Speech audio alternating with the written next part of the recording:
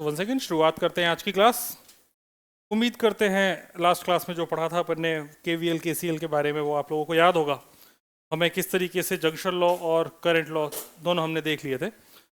शुरुआत करते हैं पहले प्रश्न की। सीधा प्रश्न ही करते हैं। सबसे पहले चीज जो हमें देख लेनी चाहिए वो ये क्वेश्चन देख लेना चाहिए।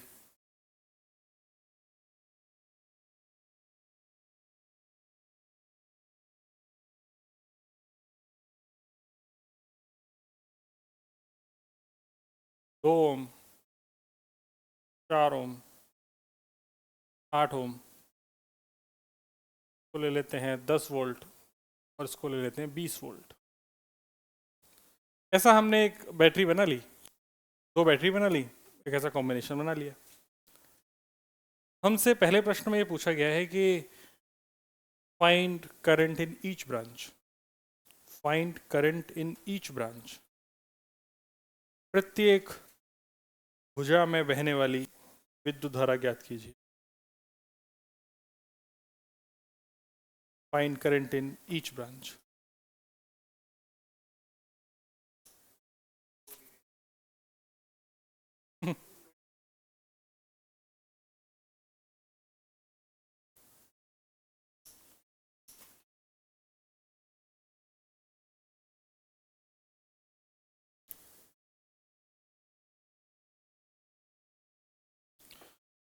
Here is Ehan. एहान तो 11th में है। मन की आवाज प्रतिज्ञा। देविका, नहीं देविका।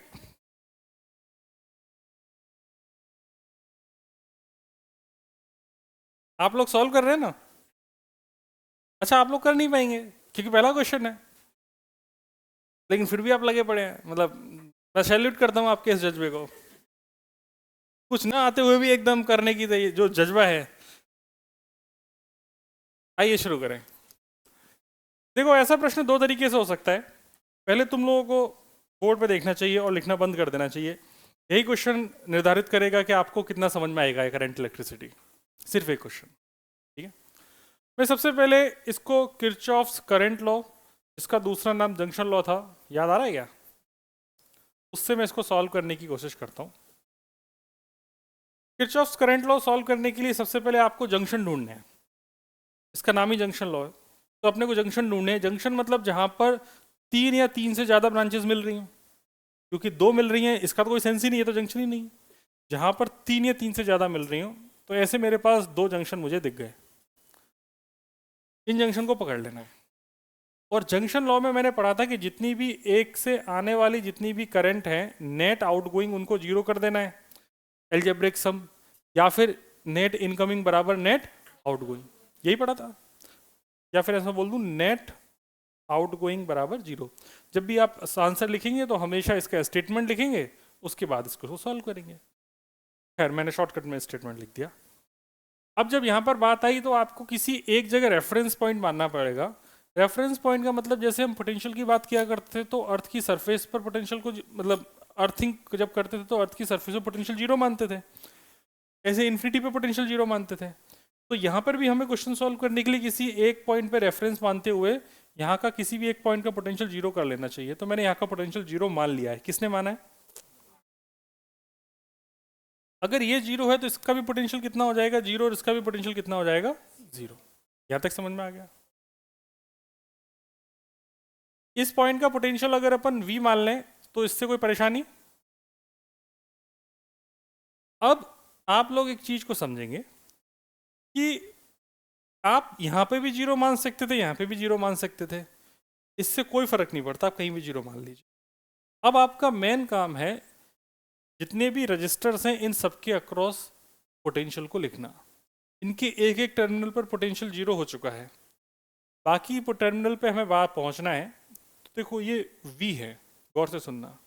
ये माइनस ए प्लस, ये माइनस ए प्लस, समझ गए? तो इधर से अगर मैं इधर जाऊंगा तो इधर से इधर जाने पे, लेफ्ट से राइट जाने पे मेरा आउटर टर्मिनल पॉजिटिव है या नेगेटिव है? तो यहाँ का जो पोटेंशियल होगा ना बेटा, वो हो जाएगा v + 20। इसमें कोई प्रॉब्लम वाली बात? बेटा लिख के क्या उखाड़ लेगा? हाँ? हाँ। जैसे ये V है, यहाँ का आउटर टर्मिनल पॉजिटिव है, तो मैं बोलूंगा V प्लस 10, तो यहाँ का पोटेंशियल कितना हो गया? V plus 10। कल ऐसा करना अपन सिखा चुके हैं आपको लास्ट क्लास में,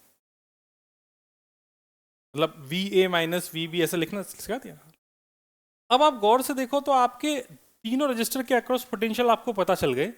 यहाँ पर एक का पोटेंशियल आपने 0 माना और दूसरे जंक्शन का पोटेंशियल आपने कितना मान लिया है? V। यहाँ तक कोई प्रॉब्लम? अब आपके पास ऑप्शन हमेशा ये रहेगा कि आप नेट इनकमिंग को 0 माने, नेट आउटगोइंग को 0 माने, या फिर आप इनकमिंग बराबर आउटगोइंग कर लें। आप ऐसा मान लें कि इधर से करंट आई एक साइड से और दो साइड चली गई, या जो भी मानना चाहे। मैं हमेशा यही मानता हूं कि किसी भी जंक्शन पर जाने वाली आउटगोइंग करंट 0 है, इसकी वजह से मैंने इसको यही लिखा है, algebraic sum of all the currents outgoing कितनी मान ली अपन ने? 0। तो यहां पर अगर अपन देखें तो इस वाली ब्रांच से कोई रजिस्टर तो है नहीं यहाँ पे, वो कोई करंट की बात तो यहाँ से कर ही नहीं सकते। करंट के लिए रेस्पॉन्सिबल जो होगा वो पूरे का पूरा रजिस्टर है जिससे अपन करंट लिख पाएंगे। सिमिलरली यहाँ पर जो करंट हमने मान ली यहाँ से इधर चली गई, यहाँ पर भी करंट मान ली यहाँ से इधर चली गई, ये मैंने मान लिया नेट आउटगोइंग 0। सर अगर करंट को मैंने एक जंक्शन पे बाहर जाता हुआ मान लिया है तो सर ये तो लॉ का मान हो गया, कहीं से आएगी तभी तो कहीं जाएगी, आपने तो सीधा आउटगोइंग ही मान लिया है। तो देखो एल्जेब्रिक सम 0 है आउटगोइंग का, जो हमने कल की क्लास में देखा था, मतलब हमने यहाँ पर सारी की सारी आउटगोइंग करंट का इस लॉ के हिसाब से ही पोटेंशियल आउटगोइंग करंट का समेशन 0 माना है इस लॉ के अकॉर्डिंग। अब क्या होगा, इस पोटेंशियल की वैल्यू इस हिसाब से आएगी कि इसमें से कुछ करंट अपनी डायरेक्शन बदलेंगी जब आपका आंसर आएगा तब। आपको पहला स्टेप में यही मानना है कि सारी की सारी आउटगोइंग करंट का पोटेंशियल आउटगोइंग करंट का समेशन कितना मान लेना है? 0। तो मैं पहली चीज लिख रहा हूं, इस वाली ब्रांच में जाने वाली करंट का नाम मैंने I1 दे दिया, इस वाली ब्रांच में I2 दे दिया और इस वाली ब्रांच में I3 दे दिया। तो यहाँ पर भी I3 आएगा और इसमें I1 आएगा। यहाँ तक कोई प्रॉब्लम? मेरा नियम ये कह रहा है कि I1 का, I2 का और I3 का, इन तीनों का समेशन कितना होगा बच्चों? I1 को लिखने का तरीका रजिस्टर के अक्रॉस ही है। जब भी करंट ऐसे जाएगी तो ये हाई होगा, क्योंकि हाई से लो ही आप फ्लो होते हुए मानते हैं अपन, ये हाई होगा या लो होगा, तो हम लिखेंगे V प्लस 10 ऊपर वाले का पोटेंशियल, नीचे वाले का पोटेंशियल कितना है? ये क्या हो गया? Potential difference. क्योंकि हमको पता था करंट होती है change in potential upon R, जहां पर V पोटेंशियल नहीं था, V क्या था? Potential difference. ठीक है।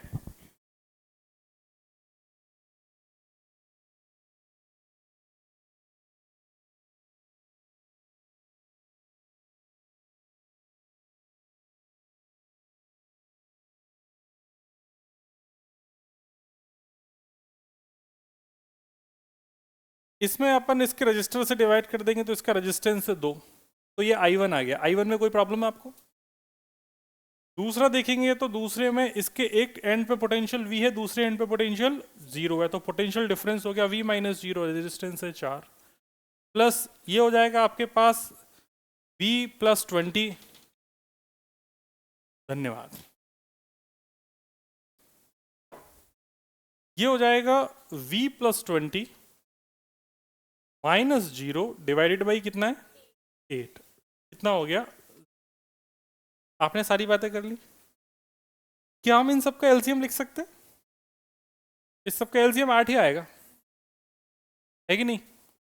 अगर एलसीएम 8 है तो ये हो जाएगा 4 टाइम्स V प्लस 10, 0 का तो कोई सेंस ही नहीं है, ये हो जाएगा सीधा 2V और वो हो जाएगा V प्लस 20 बराबर 0। अब देखो ये 8 तो इधर क्रॉस मल्टीप्लाई होकर 0 हो गया, 4V ये और 2 और 1 3, तो कितना हो गया? 7V प्लस ये कितना हो गया? 10 और 40, 40 और 20 60 बराबर कितना हो गया? तो V की वैल्यू कितनी आ गई? -60/7। इतना चमक गया। ऑलरेडी पोटेंशियल की वैल्यू नेगेटिव आ चुकी है। अगर यहाँ का पोटेंशियल नेगेटिव है तो इसका मतलब समझते हैं। अगर ये पोटेंशियल कितना है -60/7, -60/7 अप्रोक्सीमेटली कितना होगा?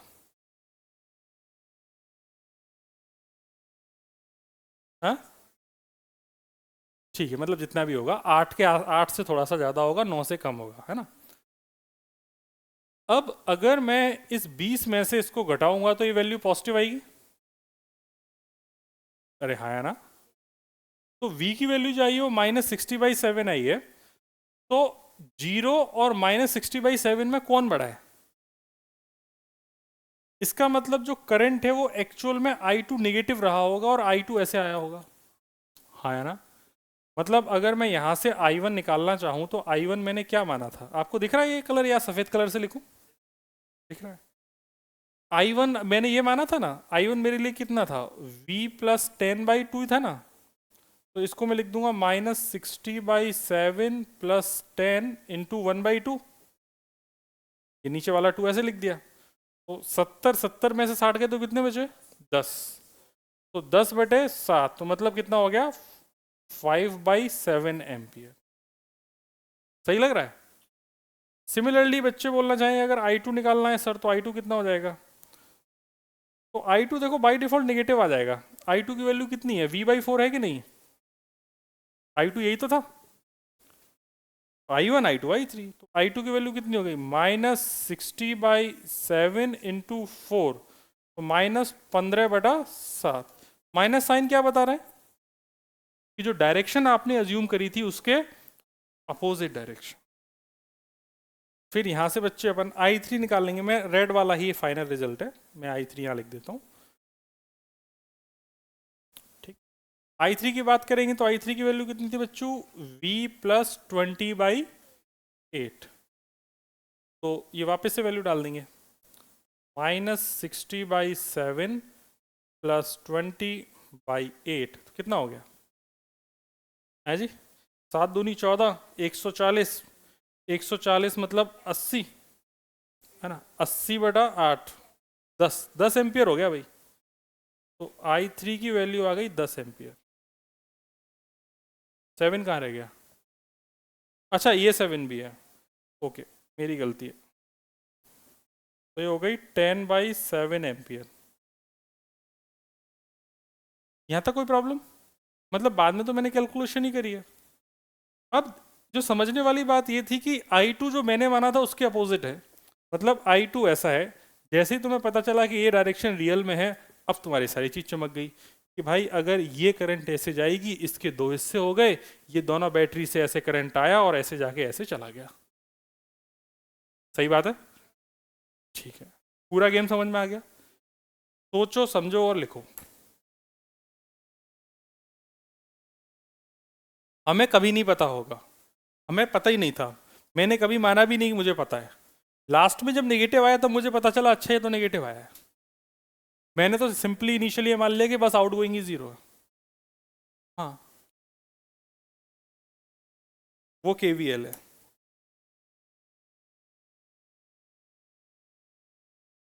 हाँ, हर केस में, हर केस में ऐसा मानने से ना जीवन में बड़ा सुकून हो जाएगा। इसके बाद हम इस क्वेश्चन को KVL से करेंगे, अभी हमने KCL से किया है। चलिए। हाँ, दिख नहीं रहा है क्यों? भाई गर्दन तो कट नहीं सकती हमें बिन बच्चों की, थोड़ा सा बस खिसक ही सकते हैं।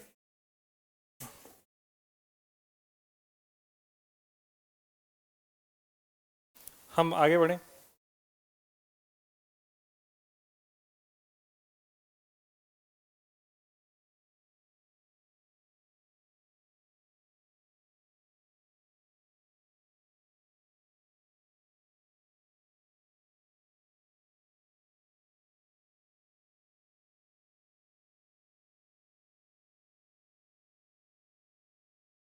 ओ, दिस इज फिजिक्स। हरी मोरी मैया, जो का देख लो। अच्छा तो लग रहा है यार, कैमरे में भी अच्छा आ रहा है। हाँ, देखो देखो आया है कौन। क्या हो गया? कोई बात नहीं, आ जाओ।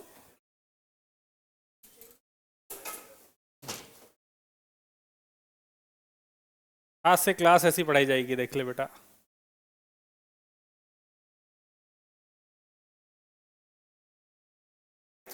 हम प्रश्न कर रहे थे। मैं तेरे ही तो इंतजार कर रहा था, इतनी देर से, इसीलिए पढ़ा नहीं रहा था।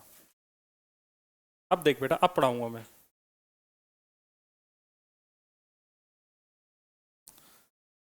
ना ना ना ना ना ना ना ना ना ना ना ना। 2 ओम, 4 ओम, 8 ओम, 10 वोल्ट, 20 वोल्ट। यही क्वेश्चन था। इस क्वेश्चन को अब हम करना चाहते हैं किरचॉफ्स वोल्टेज लॉ। नाम लिख लीजिए, मेथड नंबर 2।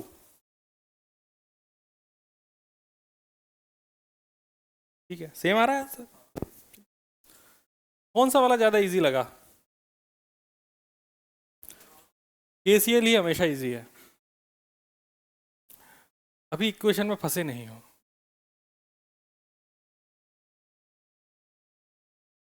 भोले भाले हैं बेचारे।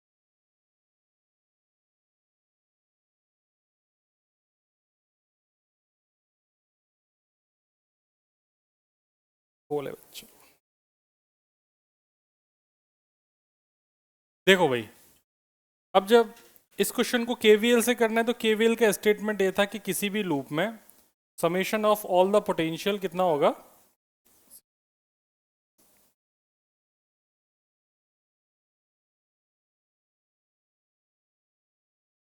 यही पढ़ा था, क्लोज लूप होना चाहिए। तो यहाँ पे जो पहला स्टेप है वो करंट को लिखने का है। हमको कुछ करंट्स माननी पड़ेंगी। तो मुझे नहीं पता है कौन सी ब्रांच में क्या करंट है, तो मैं कुछ भी मान सकता हूँ। सही गलत इससे कोई फर्क ही नहीं पड़ रहा। जैसे कि मैंने ऐसा मान लिया कि इस वाली ब्रांच में I1 करंट गई। इस I1 करंट का I2 हिस्सा इस वाली ब्रांच में चला गया, तो कि इसमें कितना बचा होगा? ये I3 वाला गधा कौन था? I1 माइनस I2 बचा ना। अच्छा। अरे I1 आई, I2 इधर चली गई, तो इसमें कितनी बची? I1 minus I2। जैसे ही आपने इसमें करंट का डिस्ट्रीब्यूशन कर लिया, उसके बाद आपको प्लस माइनस चिपकाना है। प्लस माइनस चिपकाने में देखो, ये तो प्लस और माइनस इनका तो फिक्स है, दुनिया में कुछ भी हो जाए। जब ये वाली ब्रांच में इधर जाएगा, तो ये ऊपर वाला प्लस होगा, नीचे वाला माइनस होगा, क्योंकि हमेशा करंट की दिशा में करंट रजिस्टर में हाई से लो की तरफ ही फ्लो करेगी। फिर ऐसे घूम गई। ये वाली करंट जब इधर आएगी, तो ये प्लस है माइनस, यहाँ से कितनी आई थी? I1 minus I2। यहाँ से कितनी आई थी? I2। वापस से मिलके इसमें कितनी आ गई? जब ये लौट के इधर जाएगी, तो ये प्लस से माइनस जाएगी। हाँ या ना? क्या हर एक एलिमेंट के अक्रॉस प्लस माइनस लगाया जा चुका है? जब हर एलिमेंट के क्रॉस प्लस माइनस लगाया गया, अब आपका काम है यहाँ पर लूप बनाना। आपका जो मन करे वो लूप बना दो। यहाँ पर देखो, सबसे पहले आपके पास वेरिएबल क्या है? I1 and I2। इसके अलावा कोई और वेरिएबल है? अगर 2 वेरिएबल हैं तो आपको कितनी इक्वेशन चाहिए? 2। अगर यहाँ पे 3 वेरिएबल होते तो आपको 3 इक्वेशन बनानी पड़ती और फिर उनको सॉल्व करने में आपकी हालत खराब होती। गलती से अगर कॉम्प्लिकेटेड सर्किट है तो वहाँ पर 4 इक्वेशन बनानी पड़ेंगी। हाँ? तो हालांकि आपके जो बोर्ड एग्ज़ाम हैं और जो नीट और जेई मेंस तक के ऐसे क्वेश्चंस में जनरली मैक्सिमम 3 वेरिएबल आते हैं, 3 से ज़्यादा कभी नहीं आते। तो जैसे यहाँ पर एक लूप, अच्छा लूप की भी डायरेक्शन आपका जो मन करे वो ले सकते हो। जरूरी नहीं है कि लूप मुझे जैसे करंट जा रही है ऐसे ही लेना है। लूप आप चाहो तो ऐसा ले लो, आपका मन कर रहा है तो ऐसा ले लो। कोई मतलब ऐसा कोई रेस्ट्रिक्शन है नहीं तुम्हारे ऊपर। तुम मस्त हो एकदम, मैं जो करना है करो। ये तुमको इतनी फ्लेक्सिबिलिटी देता है कि इतने तुम्हारे घर वाले क्या देंगे। आराम से खूब छूट, नाचो सिर पे चढ़ के। क्वेश्चन के सारी चीज हो गई फाइनल। शुरुआत करते हैं, मैं यहाँ से पोटेंशियल लिखना शुरू कर रहा हूँ, आप लोग देखेंगे। अब इसका नाम है लूप नंबर 1। 1 अच्छा लग रहा है कि ए अच्छा लग रहा है? ए अच्छा लग रहा है ना? मैं लूप ए में बात कर रहा हूँ। लूप ए में मैंने यहाँ से लिखना शुरू किया है, तो यहाँ से जब मैं ऐसे आऊँगा, क्योंकि मैं ऐसे एंटी क्लॉकवाइज डायरेक्शन में घूम रहा हूँ, लूप पे मैंने लिया है एंटी क्लॉकवाइज डायरेक्शन में, तो जब मैं ऐसे ले रहा हूँ तो यहाँ पर आउटर टर्मिनल पॉजिटिव है या नेगेटिव है? अगर आउटर टर्मिनल पॉजिटिव है तो यहाँ पे मैंने लगा दिया प्लस। इस वाली ब्रांच में कितनी करंट आ रही थी? I1। तो इस 2 ओम के अक्रॉस कितना पोटेंशियल ड्रॉप होगा? IR। आया ना भाई? बैटरी का तो EMF ही पोटेंशियल डिफरेंस के बराबर है, और बाकी रजिस्टर में कितना पोटेंशियल ड्रॉप आएगा? IR। सिंपल। तो यहाँ पर कितना हो गया? I1 इसमें करंट थी, रेजिस्टेंस था 2, कोई प्रॉब्लम? फिर इस वाले लूप में मेरा ये वाले एलिमेंट का काम हो गया। फिर आया तो इस लूप में और क्या है? 4 ओम। 4 ओम में अगर मैं एंटी क्लॉकवाइज डायरेक्शन में जाऊंगा तो मेरा आउटर टर्मिनल पॉजिटिव है या नेगेटिव? तो वापस से प्लस लगाया। ये हो गया current I1 minus I2। Register कितना है? 4। फिर मैं वापस से घूम के गया तो आउटर मेरे लिए क्या है? हमेशा प्लस। तो यहाँ पर प्लस कितना है? 10। इनका सबका समेशन कितना होना चाहिए? समझ गए लूप लिखना? सॉल्व कर लेंगे, इसको रीअरेंज कर लेंगे। तो 4 और 2 6 I1 minus 4 I2 plus 10 is equal to 0। थोड़ा समझदारी से लिखेंगे तो मैं इसको ऐसा लिख सकता हूँ, 3I1 minus 2I2 is equal to minus 5। ये क्वेश्चन नंबर 1 हो गई मेरे लिए। यहाँ तक कोई प्रॉब्लम नहीं?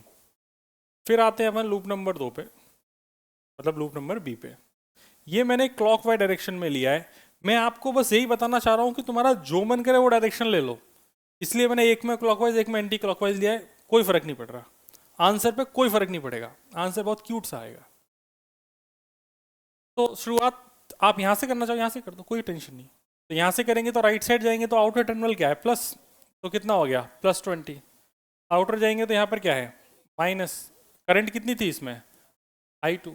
तो ये हो जाएगा मेरे पास I2 इंटू 8। फिर ऐसे जाएंगे घूम के तो आउटर क्या है? प्लस। और प्लस है, करंट कितनी थी इसमें? I1 minus I2 into 4। कितना हो गया? 0। इसको भी सॉल्व कर लेंगे। तो सॉल्व करने पे कितना हो रहा है? 8 और 4 तो माइनस 4 हो गया। नहीं, माइनस 8 और 4 12, तो माइनस 12 I2। I1 की बात कर लेंगे तो प्लस 4 I1 प्लस 20 बराबर 0। ये बचा कि नहीं बचा? 4 से उड़ा देंगे तो I1 minus 3 I2 is equal to 4 तिया 12, मतलब 4 पंजे 20, मतलब माइनस का 5। इक्वेशन सही बनी है दोनों? 2 इक्वेशन 2 वेरिएबल। सॉल्व तो कर ही लोगे आप लोग? सॉल्व करके बताओ तो सही क्या आंसर आ रहा है। मेरा ऐसा मानना है कि सॉल्व आप लोग अच्छे से कर लेते हैं। हेलो हेलो, हाँ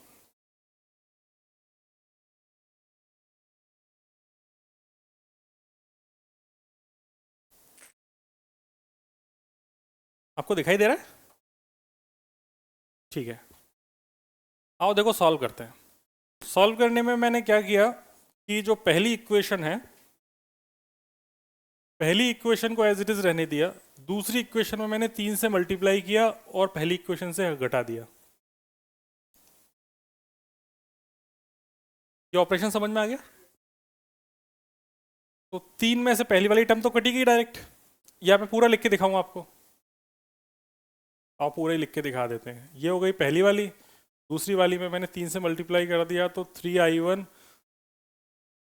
माइनस 9I2 माइनस 15, और ये हो जाएगा माइनस, तो माइनस प्लस प्लस, तो ये तो जी कट गया। 9 में से 2 गए तो कितने बचे? 7। 7 I2। 15 में से 5 गए तो कितने बचे? 10। तो I2 की वैल्यू 10/7 आ रही है। क्या पहले भी यही आ रही थी? 10/7 आ रही थी। आई बीच वाली में अपन ने क्या माना था? अच्छा, ये I3, ये वाला I3 माना था ना। इस वाली ब्रांच में I3 था, 8 ओम से जाने वाली करंट आई थी अपने पास I3 10/7। यहाँ पर भी 8 ओम से जाने वाली जो करंट है यहाँ पर मैंने I2 मानी है, तो उसकी वैल्यू 10/7 ही आ रही है। फिर बात कर लेंगे I1। तो I1 निकालने के लिए हो जाएगा -5 + 3I2 फ्रॉम इक्वेशन 1, नहीं 2। मैं आपको इक्वेशन सॉल्व करना क्यों सिखा रहा हूँ? इक्वेशन सॉल्व करना तो आती है ना आपको। तो 5 सत्ते 35, तो 35 में से 30 गए तो कितने बचे? -5। तो I1 की वैल्यू -5/7 आ रही है। मतलब I1 जो आपने अज्यूम किया है, डायरेक्शन उसके अपोजिट है। जैसा कि मैं बोल रहा था आपको कि आप बस अज्यूम कर लो, बाकी सब मैनेज हो जाएगा। जो 4 ओम वाली ब्रांच है उसमें जो करंट जा रही है वो कितनी जा रही है? I1 - I2। तो इन 4 ओम ब्रांच करंट इन, ऐसा लिख लो। तो ये कितनी जा रही है? I1 - I2, that is I1 की वैल्यू है -5/7 और I2 की वैल्यू है 10/7। तो 15 और 10, 5, 15, -15/7। तो इसका मतलब जो हमने डायरेक्शन लिया वो गलत लिया है। यहाँ पर भी देखो 15/7 आई है 4 ओम में, यहाँ पर भी अपनी 15/7 आई है, यहाँ पर नेगेटिव आई है। इसका मतलब हमने जो डायरेक्शन नीचे की तरफ ली है वो नीचे की तरफ नहीं, किधर है? ऊपर की तरफ। ये डायरेक्शन ऊपर की तरफ है। एक मिनट, कलर चेंज करके लिखें ताकि आपको याद रहे कि क्या हो रहा है।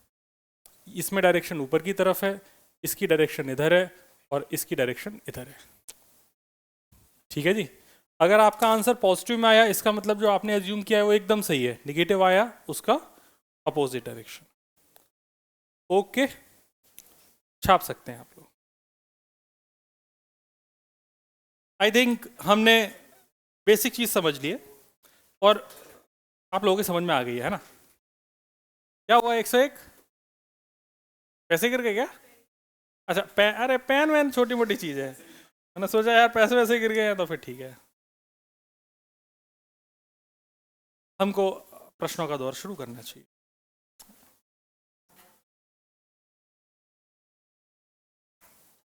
आप लोग करेंगे, है ना? ठीक, करिए।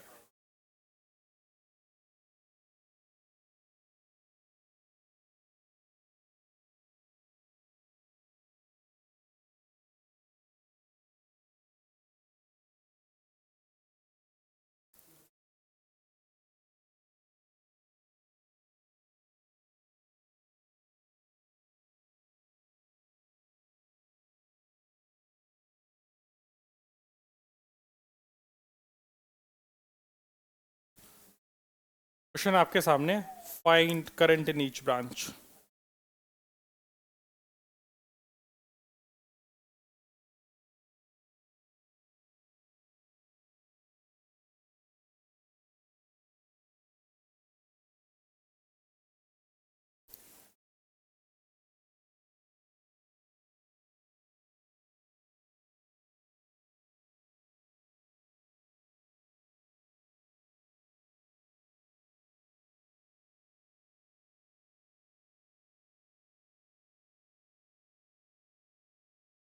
अरे क्या हो गया भैया, कौन है? हाँ, मित्र हैं हमारे। अभी वो यूएस गए हैं घूमने, वेगास गए हैं।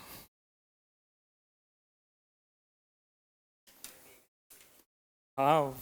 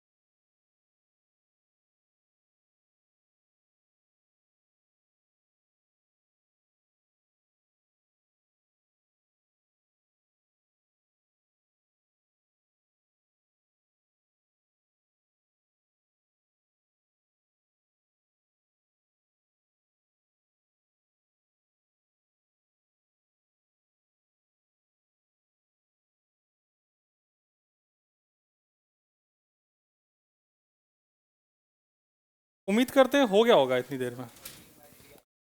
13/3 आ रही है कौन सी ब्रांच में, मुझे नहीं पता ना इवन क्या है माना है आपने। 2 ओम वाली में, लेफ्ट वाली 2 ओम में। हाँ कितना, 16/3 आ रहा है, ऐसा है क्या? 13/3 ऐसा है क्या? निकाल रहे हैं, ठीक है। सोचो सोचो।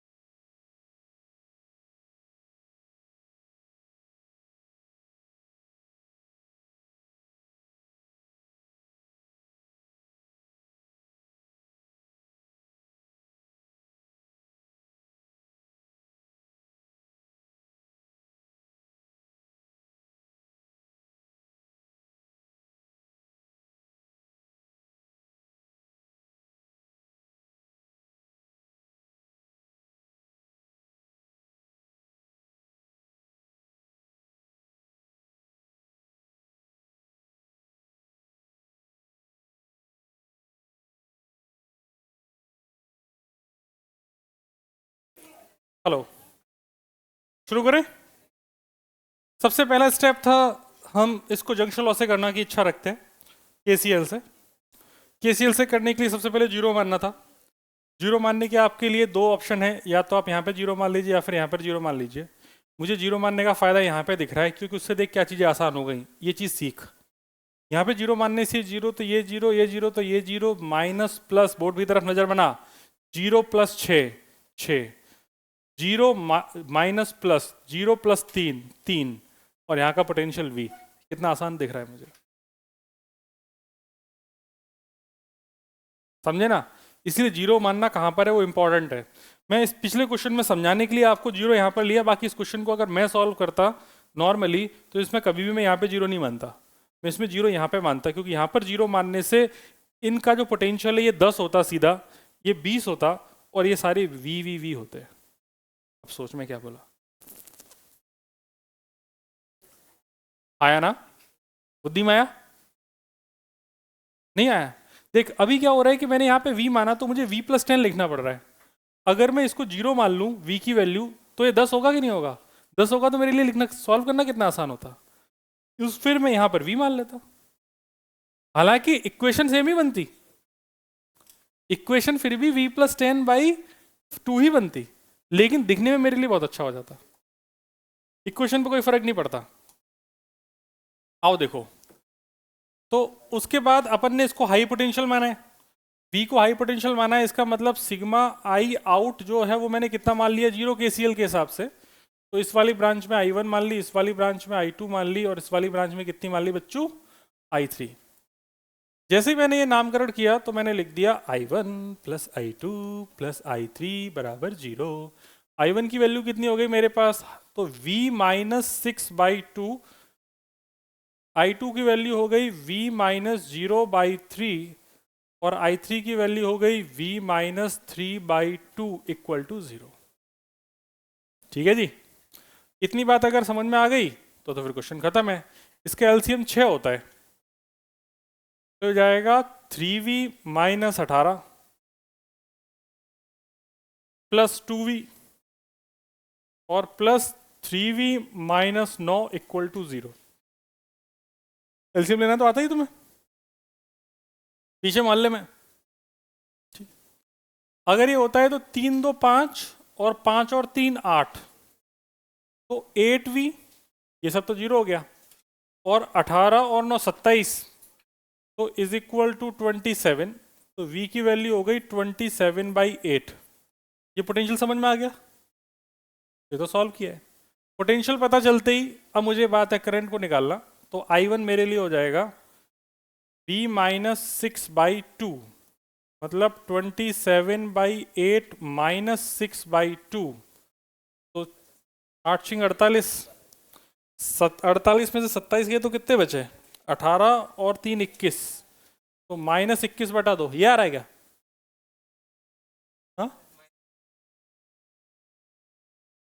अच्छा हाँ, नीचे 16 आएगा। अच्छा हाँ। तो आप लोगों का सही आ रहा है क्या? यही है। फिर उसके बाद I2 की बात कर लेंगे तो I2 हो जाएगा मेरे पास V/3 आ रहा था,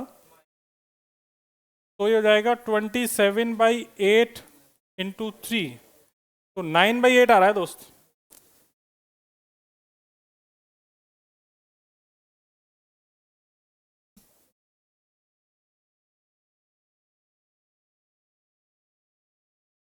हाँ, इस वाली ब्रांच की बात कर रहा हूँ, इसमें 9/8 आ रहा है ना। फिर उसके बाद I3 की बात करेंगे तो I3 है मेरे पास V-3/2, तो ये हो जाएगा मेरे पास 27/8 -3 डिवाइडेड बाई 2, 8×3 = 24, 24 और तो 3/16 आ रहा है इसमें। कितने लोगों के तीनों आंसर सही है? बस दो दो 4 लोगों के, बहुत बढ़िया, शाबाश। बाकी लोगों के आंसर क्यों नहीं आए? तुम लोग इक्वेशन नहीं सॉल्व कर पाएगा? जीरो गलत ले लिया, उससे कोई फर्क नहीं पड़ेगा आंसर पे। निगेटिव में आ रहे हैं, आओ डायरेक्शन देखें। हाँ, इस डायरेक्शन में इंपॉर्टेंट है ना। I1 मेरे लिए नेगेटिव है, तो I1 की डायरेक्शन ऐसी है, एंड बाकी तो सही है, ये आएगी। क्या तुम्हारी डायरेक्शन यही आ रही है? बस सही है, कोई बात नहीं, गलतियां समझ में आ रही होंगी अपनी अपनी। तेरा आंसर कितना है गर्दब? कहाँ है, दिखाओ। कहाँ हो रहा है, दिख नहीं रहा।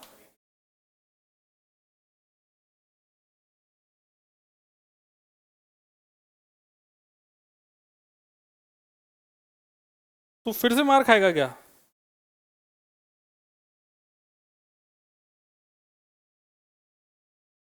क्लास में बैठ के होमवर्क करता है।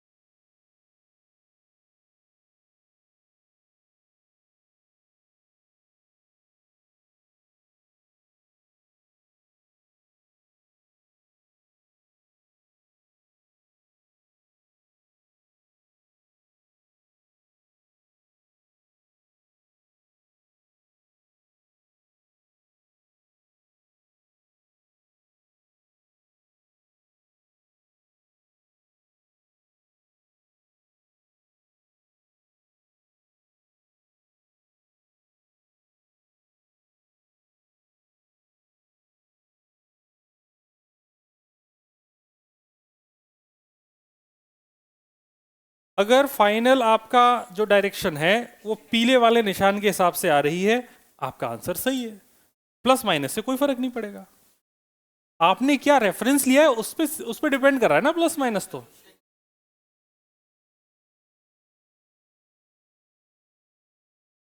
जो आपका मन करे कर सकती हैं, आप स्वतंत्र हैं, कहीं से भी स्वतंत्र हैं, आंसर सेम आना चाहिए बस।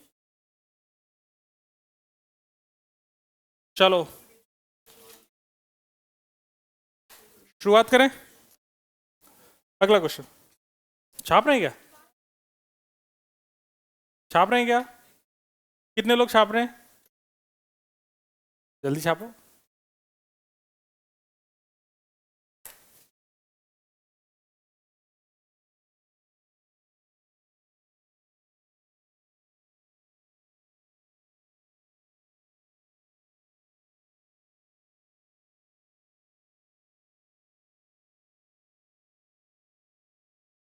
वैष्णव, तेरा आंसर आया?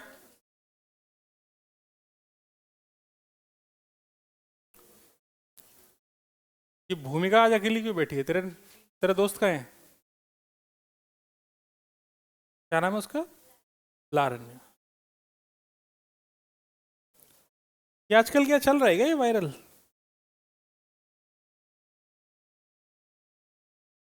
अगला क्वेश्चन करेंगे।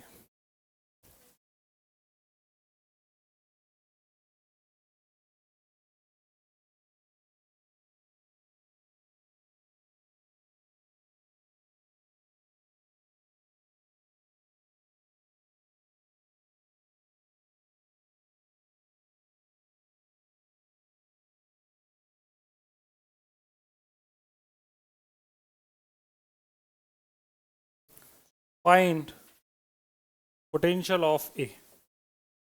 करो।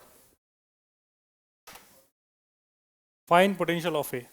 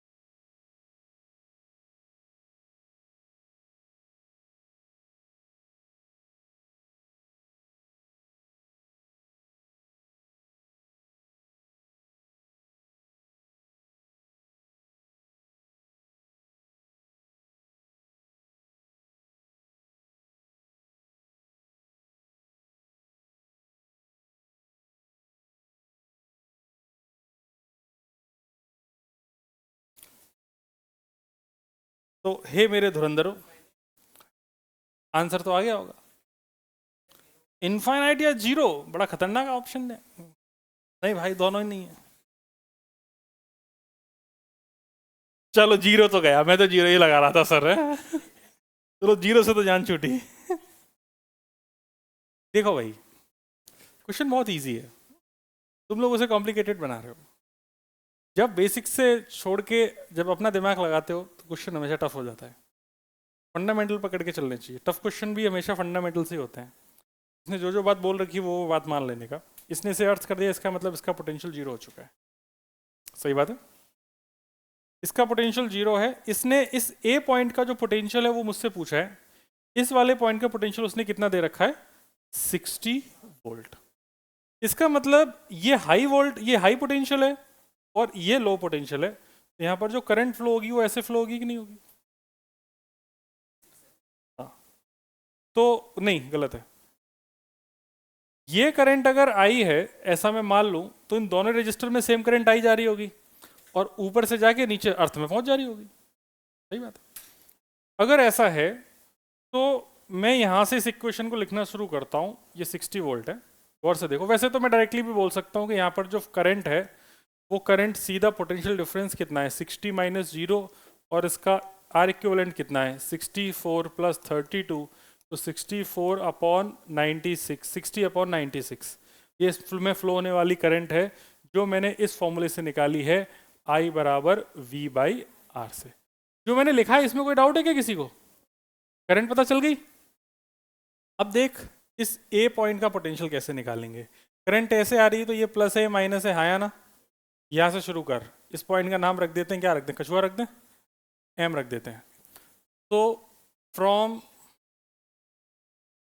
एम टू ए में यहाँ पे केवीएल लगाने की इच्छा रखता हूँ, तो मैं लिखूंगा potential of M plus I into 32 is equal to potential of A. सही लिखा है मैंने यहाँ से चलना शुरू किया, प्लस इसको एलिमेंट को क्रॉस कर गया, यहाँ का पोटेंशियल वी ए मान लिया, मेरा आंसर वी ए ही तो है, ये तो जीरो है ही। करंट मेरे पास कितनी है 60 बाई 96, ये कितना है 32 वी ए, तो मेरे पास वी ए कितना आ गया बच्चा 32 दिया, मतलब 3 दूनी 6, मतलब 20 वोल्ट। समझ गए बात को? ये क्वेश्चन बिना पेन उठाई भी हो सकता था। अब वो देखो, जीवन की वजह तो यही है ना। अब देखो डायरेक्ट देखो कैसे करते हैं। इसके ऊपर वाले पॉइंट का पोटेंशियल कितना था 60, नीचे वाला कितना था, मतलब इन दोनों के अक्रॉस पोटेंशियल ड्रॉप कितना था 60 वोल्ट, यही तो है। ये दोनों सीरीज में कि पैरेलल में? सीरीज में, सीरीज में है, और इनके अक्रॉस पोटेंशियल ड्रॉप 60 है। सीरीज में क्या सेम रहता है, करंट, तो पोटेंशियल किसके रेशियो में डिवाइड होगा, किसके रेशियो में डिवाइड होगा? अच्छा गधे तो सभी हो, एक ही को मैं क्यों बोल रहा हूं। सीरीज में पोटेंशियल किसके रेशियो में डिवाइड होगा? लिखाया है ना, लिखाया है, बताया है, गध हो, किसके रेशियो में डिवाइड होगा? कॉन्फिडेंस ही नहीं आ रहा है, सही में गधे हैं। V is equal to I R में अगर I सेम था तो V प्रोपोर्शनल टू R था कि नहीं था? तो किसके रेशियो में डिवाइड होगा? रेजिस्टेंस। हाँ अब सही बोली, इतनी तेज बोलना है कि मुझे भी सुनाई दे। तो करंट वोल्टेज के रेशियो में डिवाइड हो गया, एक्चुअली वोल्टेज रेजिस्टेंस के रेशियो में डिवाइड हो गया। तो इनका जो रेजिस्टेंस है वो किस रेशियो में है 64:32, मतलब कितना है 32 दूनी 64, 2:1 है कि नहीं है? तुझे किसके क्रॉस निकालना है, 32 के क्रॉस ही तो निकालना है। तो 32 के क्रॉस निकालेंगे तो 1/3 इंटू 60, आंसर सीधा 20 वोल्ट। डायरेक्टली हो सकता था बिना पेन उठाए। तो क्वेश्चन के ऐसे आड़े तिरछे फिगर देख के घबराना नहीं है, होता वही बेसिक कॉन्सेप्ट है। कभी भी टफ क्वेश्चन ऐसा नहीं होगा कि कोई नया कॉन्सेप्ट उतर के आएगा, होगा उसी से। ठीक है, छाप लो, हो गया।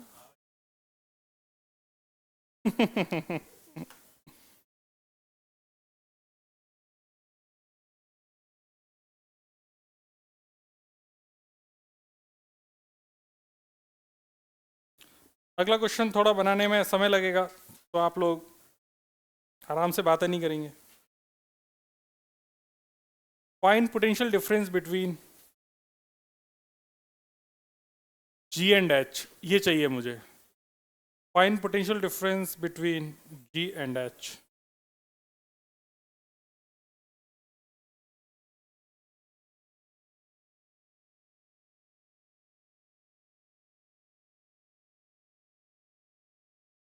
इजी क्वेश्चन है, आंसर सही आना चाहिए, नहीं आया तो मार खाओगे।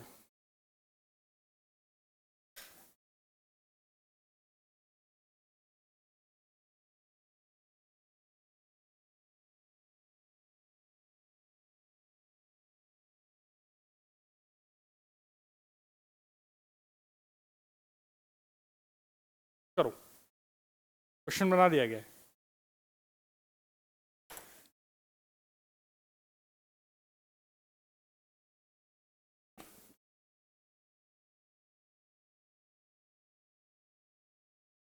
नोटेशन अच्छे से देख लेना, कुछ चीज़ें दी हैं कुछ चीज़ें नहीं दी हैं, तो बुद्धि से खुद सोचनी है सब। सिंपल केवीएल का क्वेश्चन है, कर ले, बोला,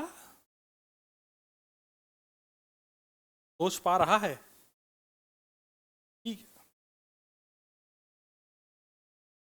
मुझे, हाँ बेटा मुझे क्या पता।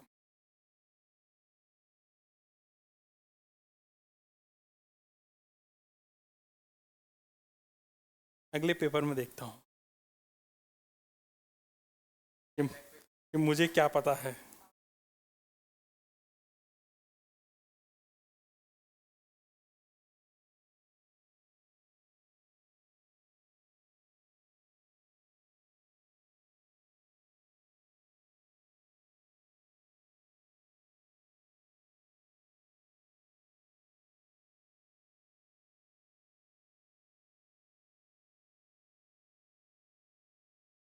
अभी इंस्ट्रूमेंट्स तो तुम्हें बता ही नहीं कुछ भी, अभी तो पहले ख़त्म हो जाए फिर पावर आवर पढ़ाएं फिर इंस्ट्रूमेंट बता। चलो रुक रहे हैं। आज ऐसे क्यों लग रहा है तेरे चेहरे पे 12 बज रहे हैं? तू एक क्वेश्चन लेट आया है बेटा, वो एक क्वेश्चन आधार था। हाँ देखो, जब से पहले यहाँ पर देखो तो करंट मुझे कुछ कुछ जगह की पता है, जैसे 3 इधर जा रही है 1 इधर जा रही है, इसका मतलब यहाँ से 4 आई होगी जंक्शन लॉ के हिसाब से, तभी 3 इधर गई है 1 इधर गई है, आया ना। यहाँ से 2 एम्पियर आई है तो यहाँ पे भी 2 गई होगी, अब 2 इधर गई है, यहाँ पे 4 है, इसका मतलब 2 एम्पियर इधर से आई होगी, तभी ऐसा हो सकता है, आया ना। क्या ये बांटना सीख गया करंट? अब निशान लगा लेते हैं, ये प्लस ये माइनस, ये प्लस ये माइनस, इनमें करंट ऊपर जा रही है तो ये प्लस ये माइनस, और इन सब की मुझे ज़रूरत ही नहीं क्योंकि मुझे जी से लेके एच तक जाना है बस, समझ गए।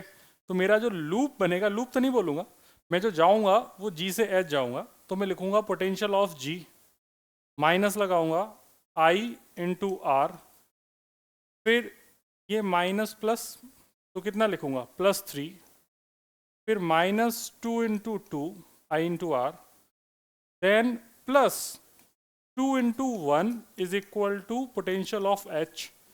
तो मेरे पास V G minus V H आ गया, कितना आया 2, 3 2 5, और 5 में से 4 गए तो कितना बचा 1, और 8 में से 1 गए तो कितने बचे 7, तो 7 वोल्ट आ रहा है। कितने लोगों का सही है? Very good. केवीएल के अलावा और कोई तरीका नहीं है, तो चक्कर में पड़ना भी मत।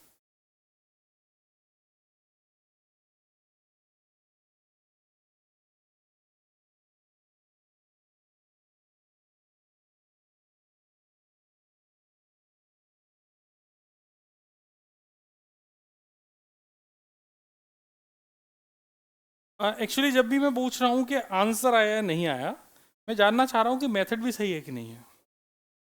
जो तुक्का है ना, वो नहीं लगाना है,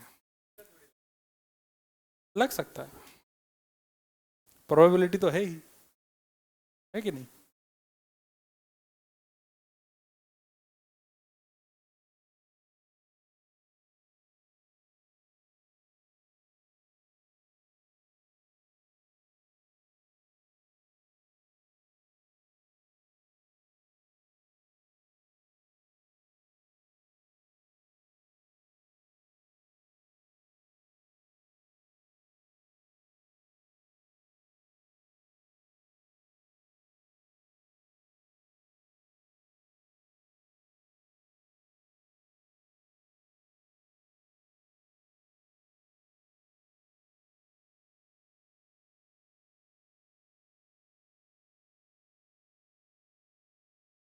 चलिए हम अगले क्वेश्चन की तरफ पढ़ते हैं। अगला क्वेश्चन, अरे नहीं कर पाओगे, छोड़ो अगला करो, हो गया ये।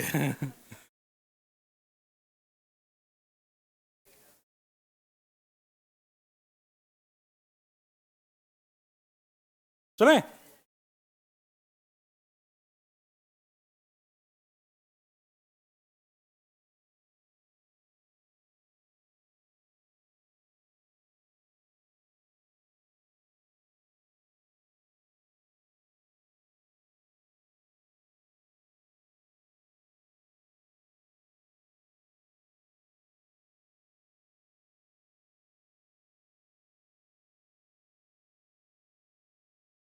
Find reading of volt meter, find reading of volt meter.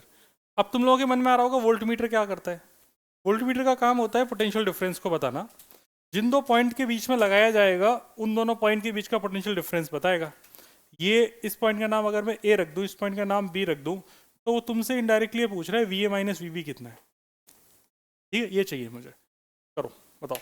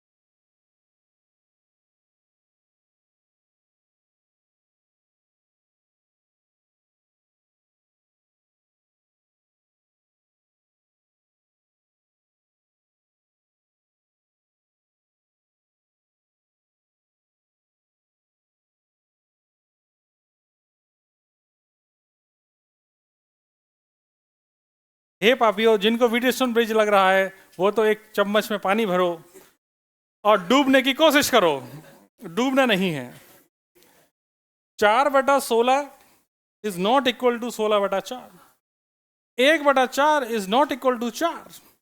1 is not equal to 16। 1 से काट देगा तो भी 6 is not equal to blank.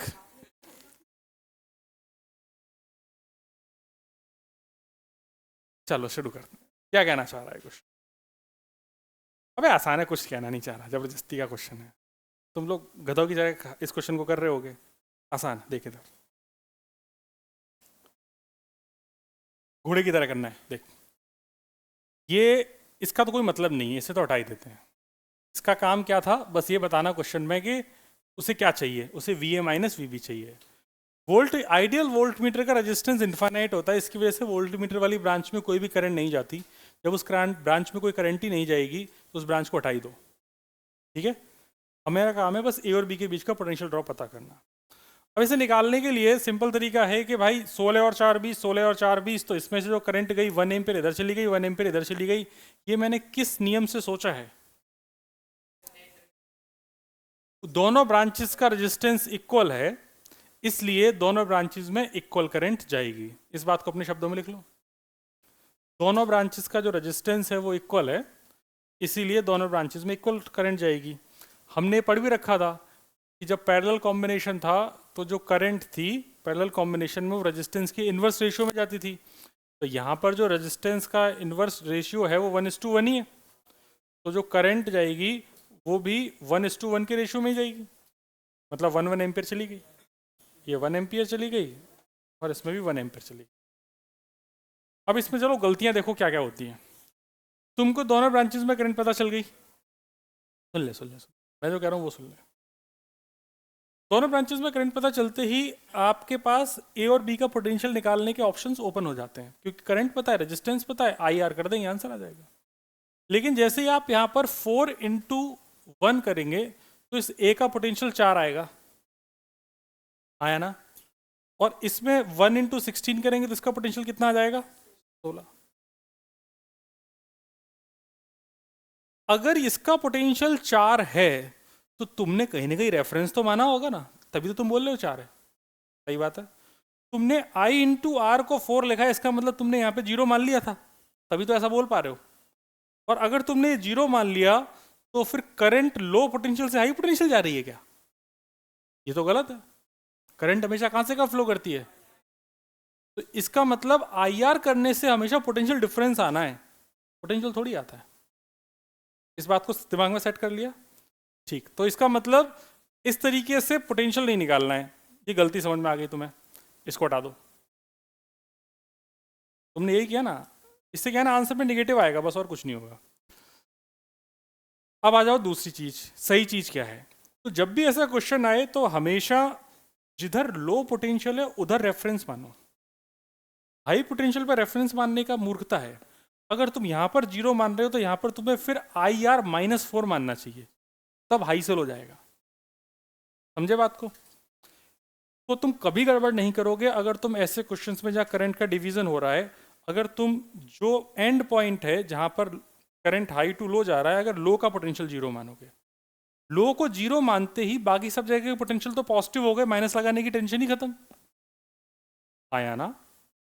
जैसे यहां पर मैंने 0 मान लिया, ये 0 हो गया। करंट अगर ऐसे आ रही तो plus minus plus minus plus minus plus minus. अब देख यहां पे जाके देख, यहां पर क्या लिखेगा? I into are. आई कितना है यहाँ पे? 1, तो 1:16, तो ए का पोटेंशियल कितना हो गया? किसके रेस्पेक्ट में? इस लोअर एंड के, क्योंकि तुम हमेशा क्या निकालते हो? Potential difference. सिमिलरली यहाँ का पोटेंशियल कितना हो गया? I इंटू आर, तो इधर प्लस, तो ये भी कितना हो जाएगा? +4 वोल्ट। ये हमेशा किसके रेस्पेक्ट में आया? इन लोअर के।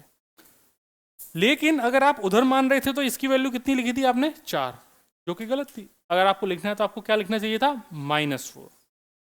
ठीक है। 16 और 4 में बड़ा कौन है? 16। इसका मतलब पोटेंशियल ए का ज्यादा रहेगा और बी का, ये क्वेश्चन भी पूछा जाता है, समझा? ये क्वेश्चन भी पूछा जाता है कि किसका पोटेंशियल ज्यादा है, किसका पोटेंशियल कम है। तो उसको निकालने का बेस्ट तरीका है कि लोअर साइड के टर्मिनल को जो भी एंड है इनका रेफरेंस 0 मान लो और फिर IR करके लिख दो, तो जो भी आएगा कभी भी गलत नहीं आएगा, ए और बी में किसका पोटेंशियल ज़्यादा है।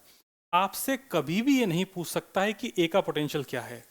अगर उसने ये बोल दिया कि ए का पोटेंशियल बताओ, तो फिर उसे क्वेश्चन में बताना पड़ेगा कि मैंने रेफरेंस कहाँ पे माना है। समझ गए बात को, कि मैंने 0 कहाँ पे माना है। क्वेश्चन हमेशा वो पोटेंशियल डिफरेंस ही पूछेगा, इसलिए उसने ए और बी का पोटेंशियल डिफरेंस पूछा है। तो ये VA माइनस जो VB की वैल्यू होगी, ये बच्चे लिख देंगे 16 - 4, आंसर आ जाएगा 12। हमेशा आपको ऑप्शन में +12 और -12 दोनों मिलेंगे। अब अगर तुमने मान लो इस क्वेश्चन को किया होता पहले वाले मेथड से, मतलब जो तुमने गलत वाली बात कर रहे हैं, अगर उधर 0 मान लिया होता, तो उस केस में तुम VA माइनस VB में VA की वैल्यू 4 लिखते, इसकी वैल्यू 16 लिखते, तुम्हारा आंसर कितना आता? क्योंकि गलत हो जाता। हमेशा एक ऑप्शन प्लस होगा, एक ऑप्शन माइनस होगा। तो जो इस वैरायटी के क्वेश्चंस हैं उनमें हमेशा 0 जिधर लोअर साइड है उधर मानना है। हालांकि बोर्ड में ऐसे क्वेश्चन आपको नहीं मिलेंगे। ओके, ये बोर्ड के लिए नहीं है ये क्वेश्चन, छाप लेंगे।